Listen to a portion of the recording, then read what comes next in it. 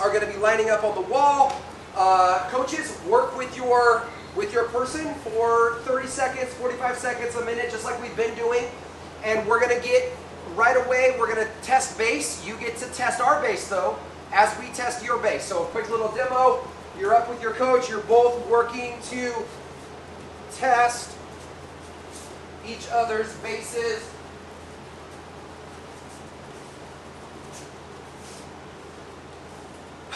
Remember, if you can pick somebody up or pick their leg up, you've taken some of their base. Did you see what happened there? I snuck behind Peter. I went to pick him up, and he based there. He's basing foot.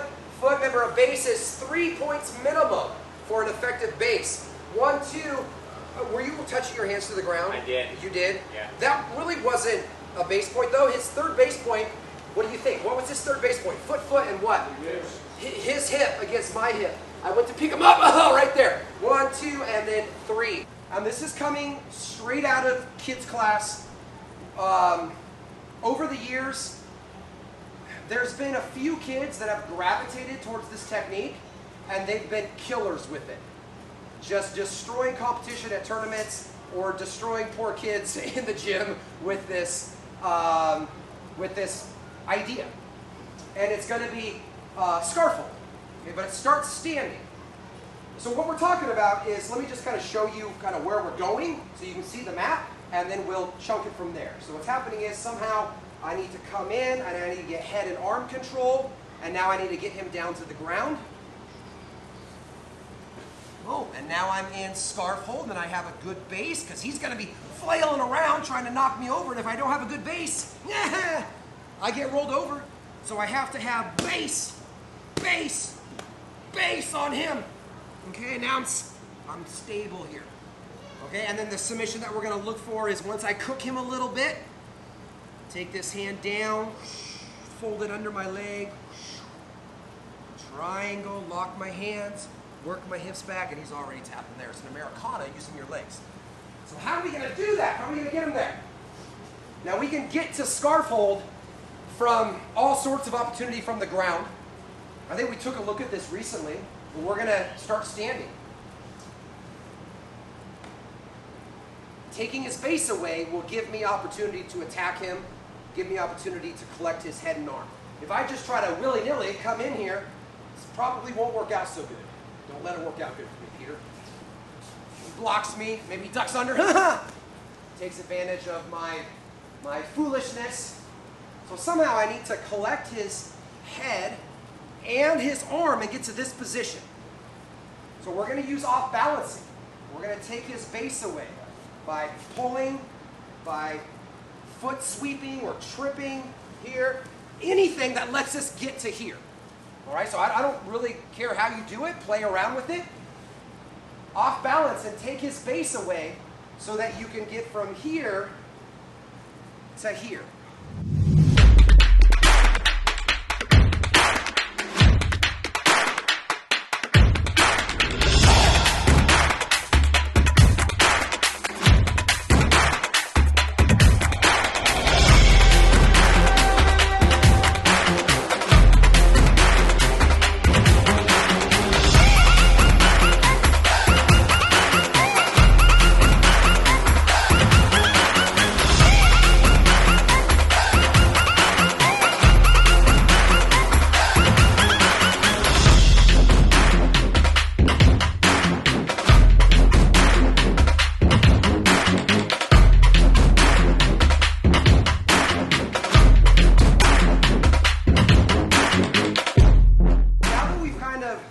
Set the framework, you're going to find a partner and do the whole drill with a partner back and forth, okay? So you put everything together, you're working with your partner. If your partner isn't able to get into the good head and arm position, maybe you're resisting a little bit too much for them. They haven't figured out how to off balance you and take your base well enough yet to get into this nice position right here. So if that's the case and they're not getting there, you got to ease up a little bit. Because remember, you know what's happening. You know what they're trying to do. And that factor, you know, it's a factor. All right? So because Peter knows that I'm trying to do this, if he resist too much because he knows what I'm trying to do, go ahead and resist, then I'm never able to get in where I want. Okay, so he has to work with me a little bit.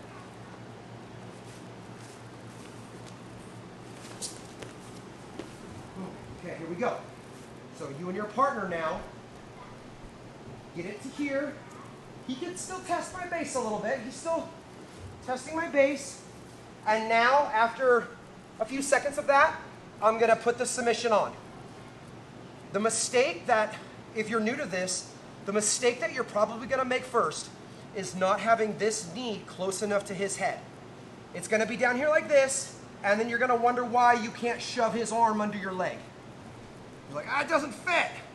It's because you're not giving it room to fit. And with that knee far away, it's a lot easier for me to get my elbow out. Just one little movement away. So really grabbing your thigh with your top hand is really important there. This locks it in and it gets your knee in the right spot for my hand. Yep. Now, sometimes you might be like this on the sleeve. Sometimes you might be like this on the wrist. I try to catch the elbow first and then slide to the wrist, but I might be here like this. Sometimes you might end up kind of like this. Okay, those things can all happen. You need to problem solve the situation to, one, unlock his hands if they're locked.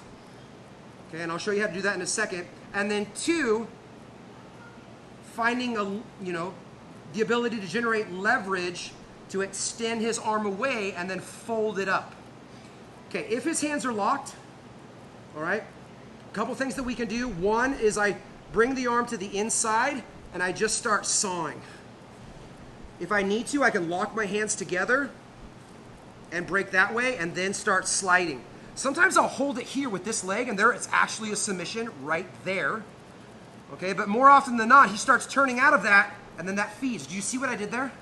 I lifted my leg and I caught it. Lifted the leg. I don't do this, keep my leg flat, saying, can't get it in there. Lift it, catch it, and then lock it up. Hands chain link grip together, and then the submission happens by walking your hips back. Here. There. Just like a normal Americana would be put on. There. So from the top. Okay. Off balance. Put him down. He tests my base. Okay, and now that time he's gripped underneath me here. So I come in, I use my elbow to work it out. Catch, adjust, fold it in, lock it up, walk, walk, walk, and there's your submission. Okay, reviewing from Tuesday night. So let's do review from Tuesday night where we worked the Roger Gracie mounted arm bar and establishing base throughout the whole process and not rushing it, not falling back before you really have it and giving him the opportunity to escape. So here's a general overview of what we did on Tuesday night. I get his elbow to the center line and then I lock it in with my hip. If I just do this, I'll move it so far, but then he's going to be moving that right back. So I need to use my hips and my core to lock that in, and then I create this angle. And the next thing that needs to happen is this leg over here needs to come whoop, all the way over here. This is in my way, so let's get rid of that, either by grabbing at the cuff or by grabbing at the elbow. Now check this out. I don't know if I talked about this on Tuesday. Let's do an extra detail, and that's pick his head up. Pick his head up as we swivel this leg around. Now here comes the kickstand. Right here, if I don't kickstand, I don't have good base here. If he bridges into me, I go to my hip sooner than I wanted to, and now my leg's stuck, and I can't get it over his head. So this was kind of the magic detail that we talked about, was swiveling this leg in, and then there's my kickstand. Now I have base. He tries to go into me, I have base. He tries to go away from me, I have base. If I need to, if he goes really hard this way, I can always post with my hand. But this knee is so far up here that the chances, the likelihood of him getting his elbow back to the mat are slim to none. Okay, so we want to be way up here like this, way up there like that. And I'm squeezing my knees together, and I have base, and I have base right here, and I have base here too if I need it. And now the next thing is dismantling his defenses before I sit back, knowing that I have a 99.9% chance of finishing when I do decide to sit back, if I decide to sit back. Okay, so I'm here, I have base, and now this is the arm that I want, so I start dismantling his defenses. And now I can attack by falling back, or sometimes you don't even need to. Right there like that, just finish and stay on top. But if you feel highly confident that you have this, you've taken his defenses, leg goes over the head, then we sit. And then the finish is real quick after that point. We also looked at doing the old wings of victory. So I established a low mount. Okay, I have base, I have stability, and now I start coming under his arm. 1, 2, and I'm walking his arms up. As I walk his arms up, I start to shimmy myself up, and now we're into this position here. Kickstand, I have base, both of his arms are up and in a fine attacking position. This one's not even locked right now, so I could sit back or go this way for the finish. We also talked about how if you're just not able to dig this out, you feel like he's too well fortified to get this out, we learned a magic trick Tuesday night. And the magic trick is let it go and go to that one instead. Okay, so all of these options I leave up to you to explore for the next 5 minutes, and then we're going to get to our final technique. So one more time, maybe I go low mount. Walk, walk, walk, walk. Pick up that head kickstand. Pry out those arms. Take this one, or if you need to, take that far one. Last week, I think, Nick, one of the things that Nick showed us last week was from side control bottom, finding base, and one of those base points was the karate chop on our neck. So he's got his frames here, he's underneath, go ahead, yeah, and he starts pushing, and he's taking away my base as he's moving out, getting base, and extracting himself from that position. So this will be a nice complement to that when somebody is doing that to you. Side control, maybe you have the cross face here, but because this hand is framing like so, it's causing you all sorts of problems. So we are going to change our body structure. In here like this, I'm going to release the head and come under the elbow, and now I'm changing the angle so that this becomes null and void. Here it's powerful. The harder I dig in, the more painful and horrible it is for me. Okay, so as I feel this coming in, I just let it go, and I grab under the arm, and as I do that, I'm changing my angle, and I'm finding base with my elbow, and then maybe my foot, maybe my knee, my hip, my thigh connection to him. These are all my base points here. This elbow right here is going to give me the biggest problem. If it's underneath my hip, he can create a structure there and start off-balancing me and taking away some of my base. So as we get to this position here, we're going to find a way to eliminate that elbow.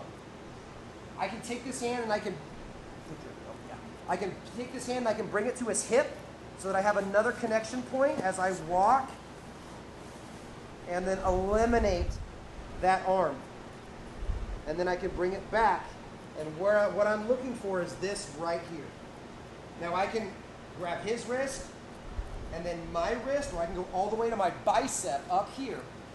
But I'm keeping his arm close to his body. I'm not going to take it out here like this where now he can start twisting it. I want to keep it tight to his body, and I wrap my arm around it